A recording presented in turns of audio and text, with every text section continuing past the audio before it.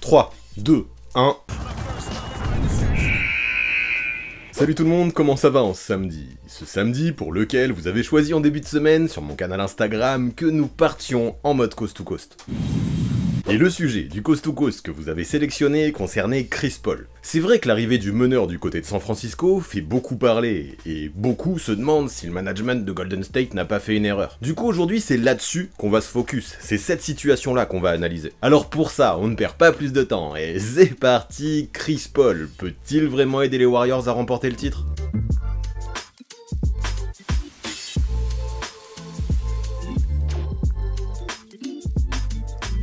Je suis sûr que, comme moi, vous vous en rappelez comme si c'était hier. En juin 2022, les Warriors de Stephen Curry remportaient le titre, leur 4e en l'espace de 7 ans, montrant que l'équipe coachée par Steve Kerr, que Kevin Durant soit présent ou non d'ailleurs, avait tout pour représenter la dynastie qui a dominé la ligue ces dernières années. Le niveau atteint en finale avait été excellent, et à ce moment-là, beaucoup de feux étaient allumés au vert pour que l'équipe puisse rester encore compétitive quelques années, après plusieurs saisons gâchées par les blessures entre 2019 et 2021. Ouais, après ces 2-3 années de doute, ce trophée pouvait rassurer tous les fans des Dubs, et définitivement faire taire tous les détracteurs. On se rappelle également du niveau qu'avait pu atteindre un Jordan Poole excellent dans les grands moments et prêt à prendre ses responsabilités pendant l'intégralité de la campagne de playoff. Andrew Wiggins de son côté dans son nouveau rôle de lieutenant semblait se sentir comme un poisson dans l'eau, étant alors considéré comme l'un des meilleurs two-way players de toute la ligue. Ce sont entre autres ces pièces et leur développement qui ont apporté un nouveau souffle à cette franchise. Ces super résultats pouvaient donc donner beaucoup d'espoir à l'aube de la campagne 2022-2023. Problème, pendant le training camp, on sait ce qui s'est passé. Un début de baston a éclaté à l'entraînement entre Green et Poole, laissant penser que la belle cohésion aperçue quelques mois auparavant était en train de voler en éclats. Surtout qu'à côté de ça, Andrew Wiggins s'est renfermé sur lui-même, connaissant de gros problèmes personnels, qui le menèrent à manquer plus de la moitié de la saison régulière. L'ailier a eu beau revenir pour les playoffs, ça se voyait, en termes d'impact, d'énergie, de rythme et d'implication, il n'était plus le même qu'un an auparavant. Bilan des courses, après s'être fait peur au premier tour en ayant besoin de 7 matchs pour sortir les Kings, Golden State échoua au tour suivant face à des Lakers supérieurs en tout point. Dans cette campagne, celui qui a le plus déçu, c'est évidemment Jordan Poole, qui a vu sa moyenne de points divisé par 2, et son adresse au tir devenir catastrophique. Le bif du début de saison avec Green avait-il laissé des traces? C'est possible. Même si d'autres éléments pouvaient expliquer l'élimination anticipée des Warriors, il apparaissait que quelque chose dans l'âme et dans le cœur de cette équipe avait été cassé, ou au moins avait été bien endommagé. De plus, de manière plus globale, la stratégie des dirigeants d'élaborer une double timeline, entre des vétérans et des jeunes prêts à prendre la relève normalement, avait plutôt montré ses limites. Entre un James Wiseman décevant transféré en cours de saison, un duo Moses Moody-Jonathan Kuminga prometteur mais ayant du mal à trouver des minutes dans les rotations de Steve Kerr et un Jordan Poole donc qui ne semblait pas être dans son assiette pendant que certains vétérans comme Klay Thompson ou Draymond Green voyaient logiquement leur niveau diminuer avec leur âge qui avançait, ce projet avait largement de quoi être remis en question. Toutes ces cicatrices encore béantes pouvaient-elles définitivement se refermer pour permettre aux Warriors de se relancer? Oui, c'était possible, mais pour ça, cet été, du côté de Mike Dunleavy, le nouveau GM, des décisions fortes devaient être prises. C'est ainsi que quelques jours après avoir remplacé Bob Myers, le GM décidait de s'activer, en envoyant notamment Jordan Poole du côté de Washington pour en échange récupérer Chris Paul, meneur vétéran talentueux certes, mais déjà très âgé. Dans une équipe vieillissante, était-ce la meilleure idée pour progresser, de transférer de jeunes pièces pour faire venir un joueur de déjà 38 ans? Ça, c'est ce à quoi nous allons tenter de répondre aujourd'hui, mais ce qui est sûr, c'est que ce transfert a soulevé des doutes. DeMarcus Cousins, par exemple, n'a pas hésité dernièrement, publiquement, à largement critiquer ce deal, qui pour lui devenait totalement incompréhensible, au vu des objectifs des Warriors pour l'année prochaine. Et puis, ne le cachons pas, en termes de gestion des égos, ça a questionné aussi, tant Chris Paul, pendant des années, et notamment lors de ses passages aux Clippers et aux Rockets, s'est retrouvé maintes fois sur la route des Dubs. Entre le point guard et des joueurs comme Draymond Green, ça ne respirait pas l'amour, au contraire, et imaginer ces deux caractères forts dans le même roster pouvait surprendre, c'est le moins que l'on puisse dire. Maintenant, la NBA, c'est un business, un travail, un sport professionnel, dans lequel, évidemment, le but est de gagner, et pour ça, bien souvent, il faut des joueurs capables de mettre leurs égos de côté, c'est ça aussi être professionnel. D'autres joueurs, dans leur histoire, ont rejoint leurs ennemis jurés, et beaucoup d'exemples, par le passé, nous montrent que ça a plutôt bien fonctionné, et à maintes reprises en tout cas. Dennis Rodman, si tu nous entends. Mais bref, pour commencer, je pense qu'il est quand même important de parler de ce que Chris Paul, 12 fois All-Star en carrière, est capable d'apporter de positif à cette équipe californienne. Et déjà, ce qui est sûr, c'est que sa présence dans l'effectif devrait changer pas mal de choses dans la façon d'attaquer des hommes de Steve Kerr. Désormais, fini la présence d'un dynamiteur comme Poole qui sortait du banc et pouvait en quelques minutes mettre le feu aux défenses adverses. À la place, les Warriors obtiennent un meneur playmaker, chef d'orchestre, un spécialiste de la création pour les autres. Mais pourquoi changer? Parce que globalement, cette attaque à Golden State, elle fonctionnait plutôt bien ces dernières années. Ouais, sur les 8 ans où Curry était en bonne santé avec Steve Kerr comme coach, la franchise a terminé à 5 reprises dans le top 5 des attaques les plus efficaces de la ligue, et le fond de jeu du tacticien, qui permettait au mieux d'utiliser le mouvement de balle et les démarquages de shooters élites comme Curry et Thompson, avait largement fait ses preuves. Pour ça, Draymond Green, dans son rôle de point forward playmaker, avait un rôle essentiel, tandis que Curry et Thompson, comme on l'a dit, assassinaient leurs adversaires avec leur adresse de loin. Mais le truc, c'est que le roster vieillit. Draymond Green, peu à peu, a vu son rôle diminuer à la création, même s'il délivre toujours ses 7 passes décisives de moyenne par match, ou pas loin, mais il est de plus en plus attendu par les défenses. Klay Thompson, lui, depuis ses 2 graves blessures, a perdu en physique, et lui aussi, depuis son retour, a vu son impact diminuer, même s'il restait une valeur sûre à 3 points. Les Warriors l'an dernier ne possédaient que la 8ème attaque la plus efficace de la ligue. C'est déjà très bien, c'est sûr, mais on était quand même loin de la force de frappe élite aperçue lors de certaines saisons précédentes. Il fallait donc faire quelque chose pour remédier à ça, et Dunleavy a pris ses responsabilités, en faisant venir Chris Paul. Pourquoi pas? Pendant le laps de temps de 8 saisons dont nous avons parlé, lors desquelles les Warriors avaient fini à 5 reprises dans le top 5 des meilleures attaques, le meneur de jeu lui aussi a permis à ses différentes teams de s'afficher dans le même range offensif que les hommes de Steve Kerr, et sur les 3 dernières saisons, en termes d'offensive rating, les Suns se classaient mieux que les Dubs.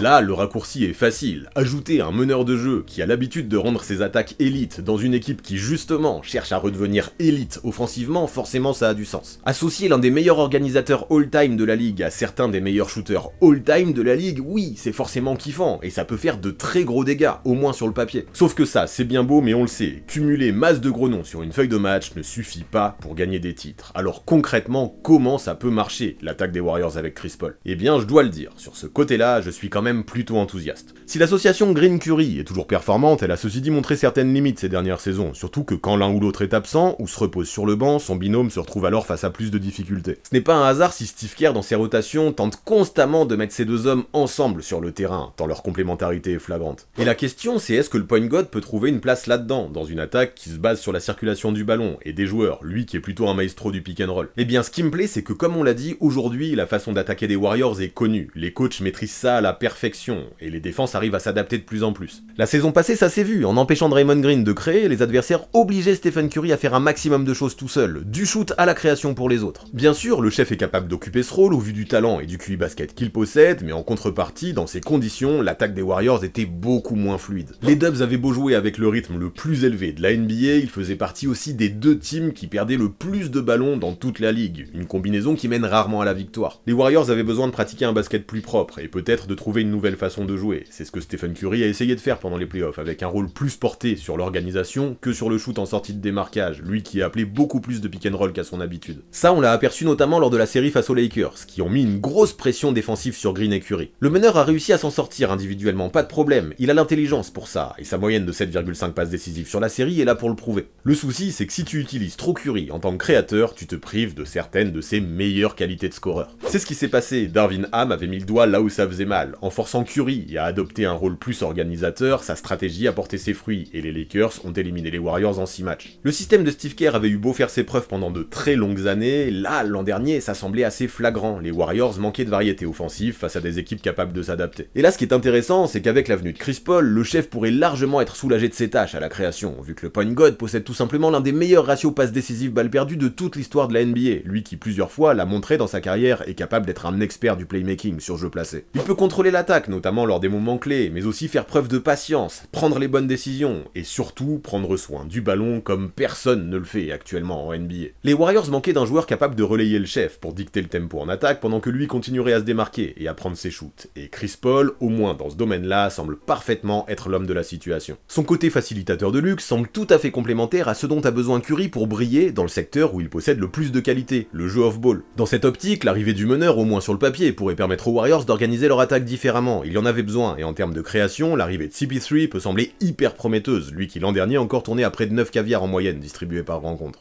Maintenant, est-ce que cette mayonnaise-là, elle va prendre? Eh ben c'est bien ça la question qui va nous intéresser à partir de maintenant. Et déjà, pour apporter des éléments de réponse à cette interrogation, ce qui rassure, c'est le QI basket immense du meneur de jeu. Associer 3 facilitateurs élites comme Paul, Curry et Green peut s'apparenter à un vrai luxe, mais si les 3 se marchent sur les pieds, cela pourrait très vite se retourner contre eux. Heureusement, le point guard qui en carrière a eu l'habitude de faire step up toutes les équipes dans lesquelles il est passé, paraît capable de s'adapter et de performer dans tout un tas de systèmes différents. Si certains pensent que son talent sur jeu placé ne correspond pas à la philosophie de Steve Steve Kerr axé sur le mouvement du ballon, je pense que c'est l'inverse. Il pourrait apporter autre chose, qui pourrait peut-être délivrer et créer un déclic chez d'autres joueurs. Aux Warriors, on ne demandera pas à Chris Paul de carry la team, non, ça c'est le rôle de Stephen Curry et de Klay Thompson. Le point guard arrive plus comme un joueur de complément, qui aura plus pour mission de faire briller les autres grâce à son playmaking que de scorer, et ça tombe bien, même à 38 ans, ça reste ce qu'il sait faire de mieux. Avec son expérience, avec son leadership, il peut tout à fait servir de liant, de ciment dans un collectif, et rien que ça, je trouve ça hypant. Après, il faut en être conscient, son arrivée va apporter des bouleversements dans l'attaque des Warriors, et tout le monde, je pense, aura besoin de temps pour s'adapter à ce dispositif New Look. Ceci dit, je pense que le QI basket de Chris Paul, mais aussi celui de ses principaux coéquipiers, pourrait régler pas mal de choses, et finalement, cette adaptation pourrait se faire bien plus vite que prévu. Mais d'autres questions se poseront aussi. Par exemple, Draymond Green peut-il briller dans un rôle de poseur d'écran sur pick and roll? Si ce n'est pas le cas, Chris Paul aura-t-il d'autres cibles à qui distribuer le ballon, avec ce système qu'il affectionne le plus dans cette équipe qui manque d'un pivot dominant? Faire venir un expert du pick and roll, c'est bien, mais si à côté de lui tu n'as personne capable de jouer le pick and roll, ça ne sert plus à rien. Encore une fois, le meneur devra s'adapter, tout comme les Warriors, mais ce qui est positif, c'est qu'au vu de l'intelligence de jeu de la plupart des membres de l'effectif, mais aussi au vu de l'expertise de Steve Kerr, je les sens tout à fait capables de trouver des solutions efficientes d'ici le début des playoffs 2024. Défendre sur 3 créateurs comme Green, Paul et Curry, tout en défendant la ligne à 3 points et en empêchant Wiggins de driver, pourrait représenter un vrai casse-tête pour les coachs adverses. Et puis qui sait, l'arrivée du point guard pourrait justement permettre à certains joueurs de sublimer leur niveau offensif, et là justement je pense à Kevon Looney qui d'un coup pourrait recevoir tout plein de très bons ballons. Le meneur pendant toute sa carrière s'est fait une spécialité de distribuer les balles pile quand il faut, pile où il faut, de la bonne façon, selon les préférences de chacun, et ça forcément ce sera un régal pour ses coéquipiers, qui en profiteront à fond, j'en suis à peu près sûr. Quand tu ajoutes à ton équipe un savant du basket comme les Chris Paul, ça provoque rarement des effets néfastes, et d'un coup je trouve que cette attaque à Golden State me paraît bien plus équilibrée. Je le répète mais ça me semble essentiel, face aux Lakers, les Warriors par la force des choses n'ont pas eu le choix que de lancer beaucoup de pick and roll. Curry a su le faire mais en contrepartie ça lui empêchait de jouer son jeu. Si Paul avait été là pour driver l'attaque, Curry aurait pu utiliser son énergie pour se démarquer plus souvent, et la série serait peut-être terminée autrement. Ajoutons à ça le talent de Chris Paul pour utiliser la zone du mid-range sur jeu placé, zone qui est très peu utilisée par les Warriors dernièrement, et ouais, on s'en rend compte, d'un coup, les Dubs disposent de bien plus d'options offensives.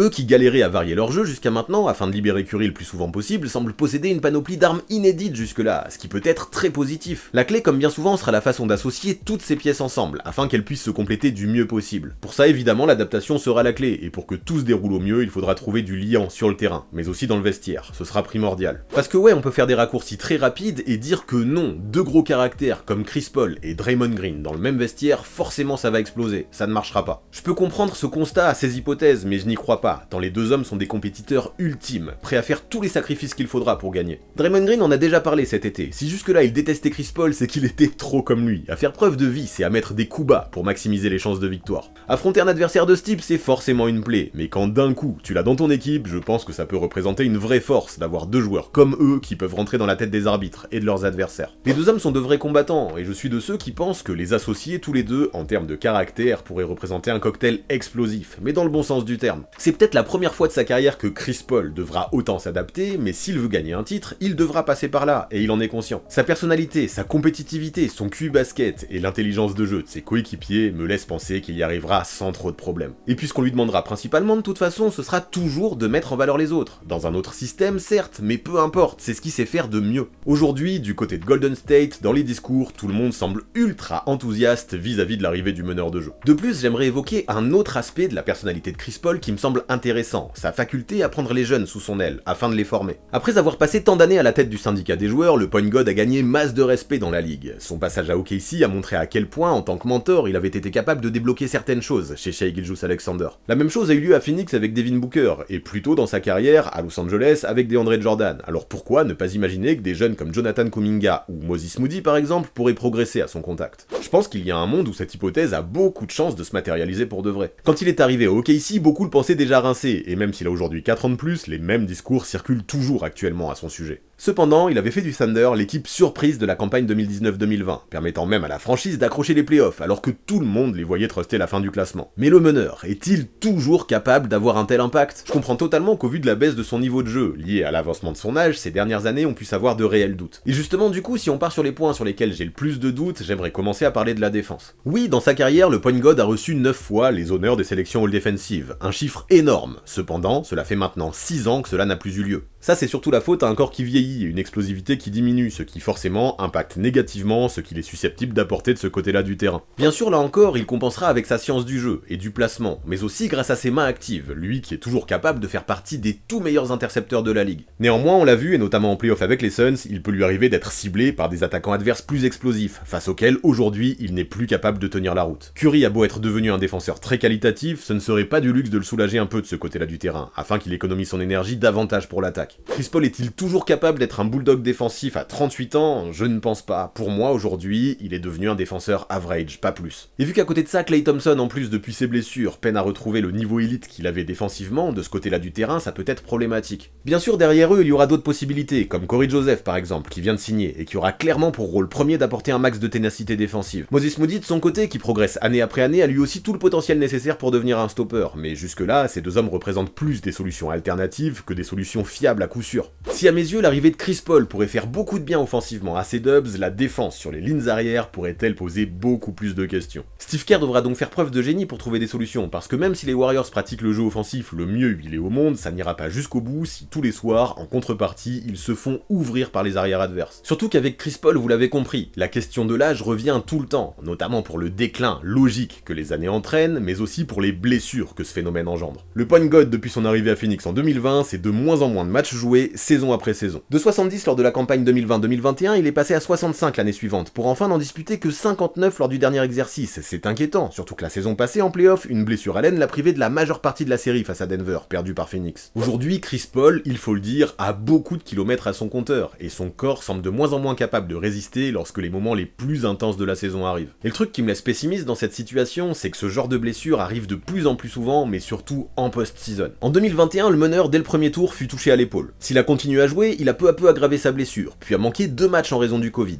Arrivé en finale après un long parcours, il a donc dû faire avec une épaule meurtrie, un manque de rythme, mais aussi un souci au poignet contracté au cours de la post-season, et pour lequel il fut opéré pendant l'été. Ça fait beaucoup. En 2022, Paul n'a pas manqué de matchs en post-season, certes, mais ce ne fut pas beaucoup plus rassurant. Une blessure à la cuisse l'a obligé à jouer sur une jambe pendant quasiment l'intégralité de la série du deuxième tour perdue face à Dallas. Si on ajoute à ça les pépins qu'il a connus à l'aine la saison passée, ça commence à faire, et on s'en rend compte, Chris Paul est de moins en moins capable d'arriver à 100% au moment des playoffs. Il faut aujourd'hui se l'avouer, le joueur est désormais un joueur fragile, qui semble non seulement incapable à 38 ans de disputer un marathon de 82 matchs dans son intégralité, mais qui en plus voit son corps peiner à tenir la route quand les rencontres les plus importantes arrivent, en playoff. Si l'objectif des Warriors c'est de gagner le titre, ça pourrait être problématique. Le meneur a beau plutôt bien vieillir sur le terrain grâce à son leadership, son intelligence de jeu et son playmaking, tout ce qui correspond à des aspects mentaux, en somme, physiquement ce n'est pas la même. Si en raison de sa taille et de son gabarit, il a connu pas mal de blessures dans sa carrière, l'âge n'arrange carrément pas les choses, et difficile à ce jour que Chris Paul n'est pas un joueur injury prone. Si le point guard, comme beaucoup de légendes avant lui, arrive toujours à compenser sa perte d'explosivité par sa prise de décision, s'il n'est pas capable d'être en tenue pour les playoffs, sa venue a d'un coup beaucoup moins de valeur pour ses Warriors. Son éthique de travail a beau être excellente, les années font qu'aujourd'hui, le meneur a de plus en plus de difficultés à maintenir son corps en bonne santé. Et justement, vous l'avez compris, s'il y a bien un moment où les Warriors compteront fort sur Chris Paul, ce sera pendant les playoffs. Sans même parler des blessures qui le handicapent. À 38 ans, le joueur est-il toujours capable d'être un difference maker pendant la post-season? J'ai des doutes. Si pendant des années j'ai trouvé que les gens exagéraient en mettant en avant son côté de choker en playoff, lui qui par le passé avec les Clippers s'était montré capable de mettre de gros shoots, force est de constater ces dernières saisons que désormais face à des défenses qui se resserrent sur lui et des attaques qu'il cible défensivement, son apport en post-season n'est pas à la hauteur de sa réputation. Après c'est compliqué parce que les blessures ne l'aident pas, c'est certain, et mis à part l'an dernier, quasiment chaque saison, il augmente sa moyenne de points quand la post-season arrive. De plus, ce n'est pas vieux, en 2022 au premier tour face aux Pelicans, le meneur prouvait que même à 37 ans, il était toujours capable de pondre des masterclass, lui qui en délivrant un match d'une propreté extrême à 33 points à 14 sur 14 au tir, montrait qu'il pouvait toujours être sacrément percutant, même en post-season. Le truc c'est que c'est bien de faire ça au premier tour, c'est mieux de faire ça sur la durée. Sur les 2-3 dernières saisons, à Phoenix, c'est assez flagrant, plus les Suns passaient des tours et avançaient dans les playoffs, plus l'impact statistique de Chris Paul diminuait. Bien souvent, quand l'équipe de l'Arizona a été éliminée ces dernières saisons, il était assez facile de pointer du doigt le point guard, qui n'a pas évolué au niveau attendu, accumulant peu à peu de la fatigue au vu de l'intensité des matchs précédents, lors desquels il ne prenait que peu de repos. C'est ça aussi qui a entraîné ces diverses blessures. C'est ça aussi qui suscite des doutes quant à son arrivée aux Warriors. Si Chris Paul n'arrive pas à performer en playoff, l'équipe aura finalement perdu un gros dynamiteur comme Jordan Poole pour recevoir en échange un vétéran incapable d'être à 100% quand ça compte le plus. Ouais, j'ai eu beau défendre son côté de choker en playoff pendant longtemps, aujourd'hui je ne peux plus du tout dire que Chris Paul est une valeur sûre quand la post-season arrive.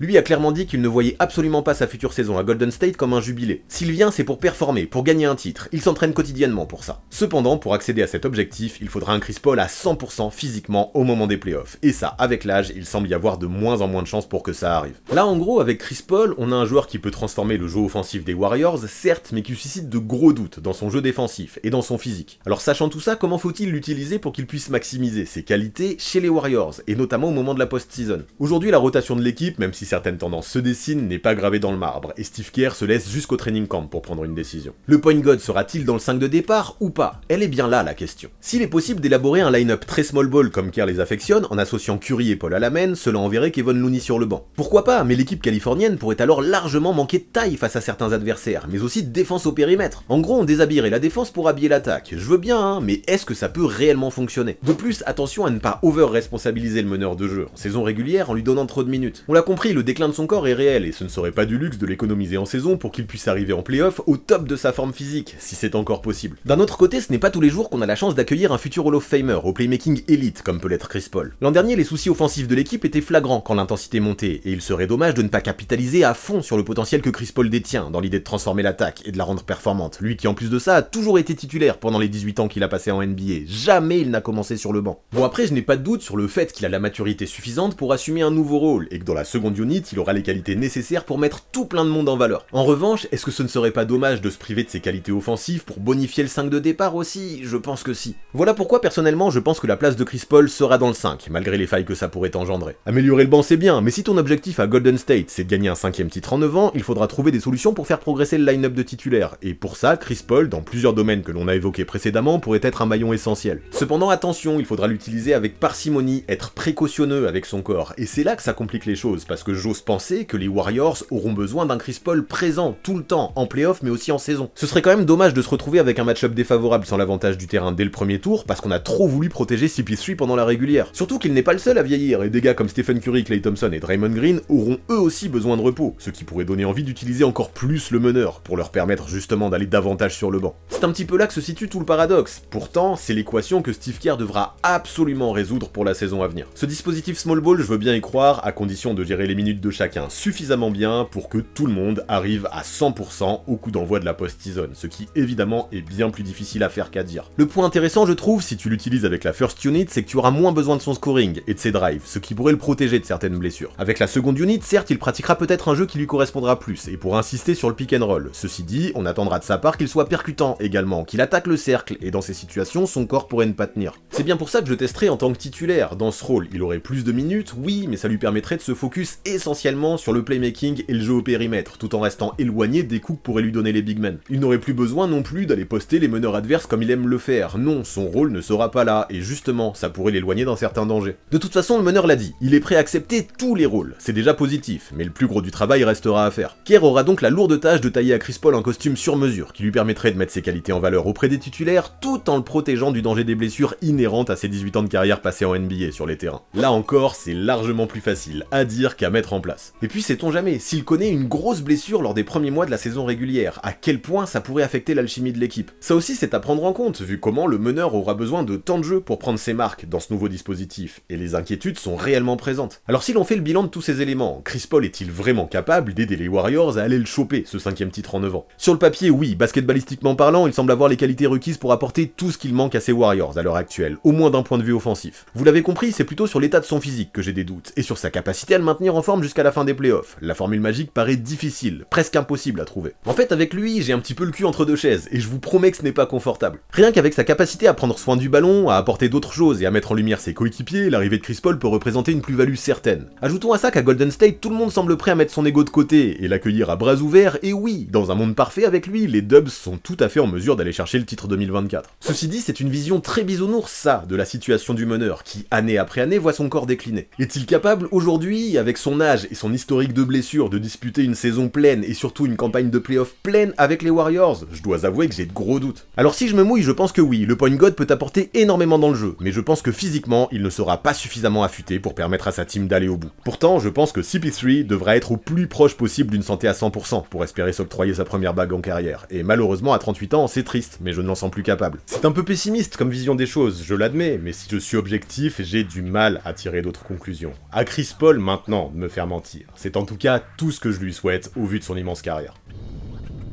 Voilà pour ce qui est de Chris Paul et de son arrivée aux Warriors, voilà pour ce qui est de ce nouveau Coast to Coast. Est-ce que ça vous a plu? Vous en pensez quoi, vous, objectivement, du point guard? Est-ce que vous pensez qu'il peut vraiment aider les Warriors? Ou alors, comme moi, vous pensez qu'avec son corps et du haut de ses 38 ans, ça va être très difficile pour lui cette saison? Dites-moi tout ça en commentaire, j'ai hâte de savoir si vous partagez ma vision plutôt pessimiste ou non. Et puis pour finir, tu connais, si la vidéo t'a plu, pense à lâcher un like juste en bas, et à t'abonner à cette chaîne si ce n'est pas encore fait, et aussi à la chaîne secondaire si tu veux. Ces gestes semblent peut-être futiles pour vous, mais je vous le promets, ils apportent un soutien phénoménal. Alors pour ça, je compte sur vous la team, et je vous dis à très vite.